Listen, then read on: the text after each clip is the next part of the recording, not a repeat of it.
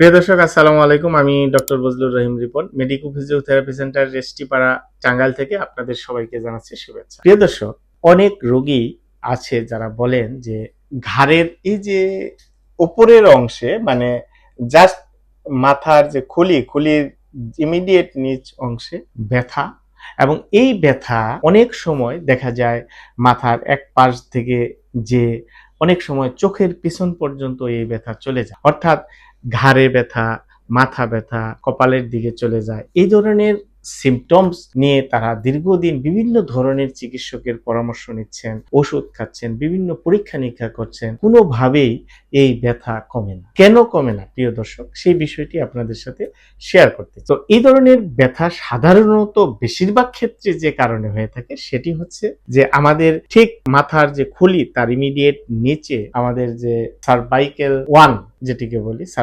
First cervical যে vertebra আছে তার উপর এবং ইমিডিয়েট খুলির নিচ দিয়ে একটা নার্ভ বের হয়, যেটিকে বলা হয় সাব অক্সিপিটাল নার্ভ। এই সাব অক্সিপিটাল নার্ভ যদি কোনো কারণে ডিসফাংশন হয়, অর্থাৎ কোনো কারণে চাপা পড়ে বা ইনফ্লেমেশন হয় বা বিভিন্ন কারণে ডিসফাংশন হয়, তখন এই ধরনের উপসর্গ হওয়ার সম্ভাবনা বেশি থাকে।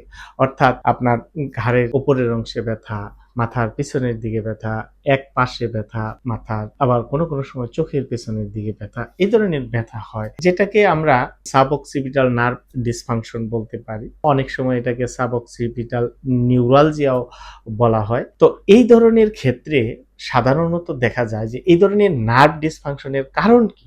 অনেকগুলা কারণে এটা হতে পারে। প্রথমত হচ্ছে যে আমাদের সাবঅক্সিপিটাল যে মাসলগুলা আছে বা মাংসপেশিগুলো আছে, সেই মাংসপেশি যদি কোনো কারণে স্পাজম হয় বা টাইট হয়, সেক্ষেত্রে আপনার নার্ভ ডিসফাংশন হতে পারে। যদি আমাদের ফাসা অথবা লিগামেন্টের মধ্যে কোনো ইরিটেশন থাকে, সেক্ষেত্রেও কিন্তু আমাদের এই ধরনের ডিসফাংশন হতে পারে। আবার অনেক সময় দেখা যায় সার্ভাইকেল 1-2 ভার্টিব্রা, সার্ভাইকেল 1-2 যে জয়েন্ট আছে সেই জয়েন্টের মধ্যে যদি স্টিফনেস থাকে, সেক্ষেত্রেও এটা হতে পারে। আবার ফেসের জয়েন্টের মধ্যে যদি ডিসফাংশন থাকে, সেক্ষেত্রেও হতে পারে। আবার কোনো কোনো সময় সার্ভাইকেল স্পন্ডালাইসিসের কারণে হতে পারে, অনেক সময় ট্রমাটিক কারণে হতে পারে। এরকম বেশ কিছু কারণ আছে সাব অক্সিপিটাল নার্ভ ডিসফাংশনে। তো এই যে আমরা ব্যথার ওষুধ খাই বা বিভিন্ন ধরনের ওষুধ খাওয়ার পরে এই ব্যথা কমে না, মেইন কারণ হচ্ছে যে আমরা যদি সাবঅক্সিপিটাল নার্ভের যে ডিসফাংশন সেটাকে যদি আমরা কারেকশন না করতে পারি, অর্থাৎ নার্ভ যদি চাপা পড়ে থাকে সেটাকে যদি আমরা রিলিজ করতে না পারি,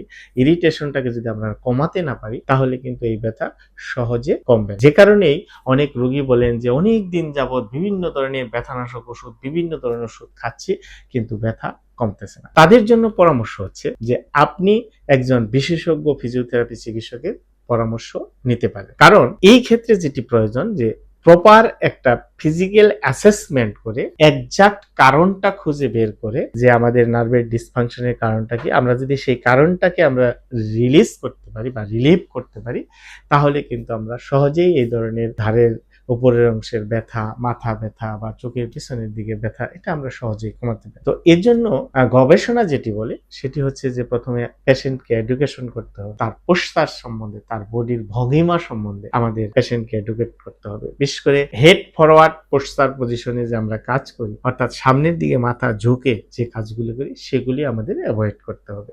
অর্থাৎ ফ্লেক্সড পোস্টারে কাজ করা আমাদের অ্যাভয়েড করতে হবে। বিশেষ করে আমরা যখন দীর্ঘ সময় সামনের দিকে ঝুঁকে মোবাইল বা ল্যাপটপ চালাই, সেগুলা অ্যাভয়েড করতে হবে। দ্বিতীয়ত হচ্ছে যে আমাদের কিছু এক্সারসাইজ যেটি খুবই গুরুত্বপূর্ণ, বিশেষ করে আমাদের সার্ভাইকেল স্টেবিলাইজেশন এক্সারসাইজ করতে হবে এবং আমাদের স্কেপুলা স্টেবিলাইজেশন এক্সারসাইজ করতে হবে। আমাদের আপার ট্রাপিজিয়াস মাসল, ল্যাবরেটরি স্কেপুলি মাসল, এগুলিকে আমাদের স্ট্রেচিং এক্সারসাইজ এই ক্ষেত্রে অনেকটা হেল্পফুল ভূমিকা পালন করে। এবং এর সাথে আমাদের ম্যানুয়াল থেরাপি, বিশেষ করে আমাদের সফট টিস্যু রিলিজ টেকনিক আমাদের এখানে বা মায়োফেশিয়াল রিলিজ টেকনিক আমরা ইউজ করতে পারি, এবং জয়েন্ট মোবিলাইজেশন টেকনিক খুবই কার্যকরী ভূমিকা পালন করে।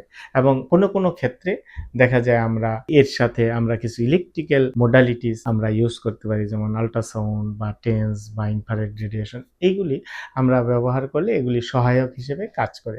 অর্থাৎ আমরা যদি একটা কমপ্লিট ফিজিওথেরাপি চিকিৎসা আমরা তাকে দিতে পারি, যেখানে আপনার পেশেন্ট এডুকেশন থাকবে, যেখানে এক্সারসাইজ থাকবে, যেখানে ম্যানুয়াল থেরাপি থাকবে, যেখানে ইলেকট্রিক্যাল মোডালিটিস থাকবে, হ্যাঁ, লাইফস্টাইল মডিফিকেশন থাকবে, এই সব কিছু মিলে যদি আমরা এভিডেন্স বেসড চিকিৎসা আমরা দিতে পারি, তাহলে কিন্তু সহজে এই ধরনের ঘাড়ের ব্যথা, মাথা ব্যথা, মাথার চোখের দিকে যে ব্যথাগুলি হয় সেগুলি সহজেই কমানো সম্ভব।